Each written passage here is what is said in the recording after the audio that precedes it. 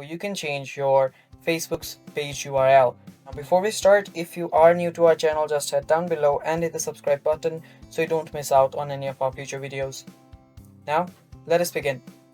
So the first step is opening up your web browser and just opening up your Facebook. So after you open your Facebook, make sure that you are on your Facebook page. And to check your URL, the current URL, just go to your profile.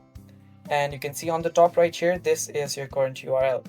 So now what you want to do is just tap on this account section right here and go to settings and privacy.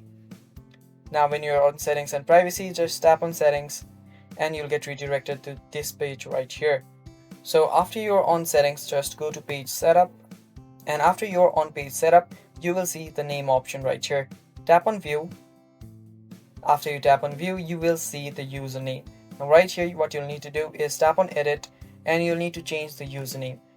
And as you change the username, your URL will get changed too. So as you can see right there, so you need to make sure that your username is unique, as you can see right here, if the username is available or not. Now just type in the username, just make sure that you change it, and as you change the username, you'll see here that your URL is getting changed too. So just change it and make sure that you change it to whatever you want and tap on save changes.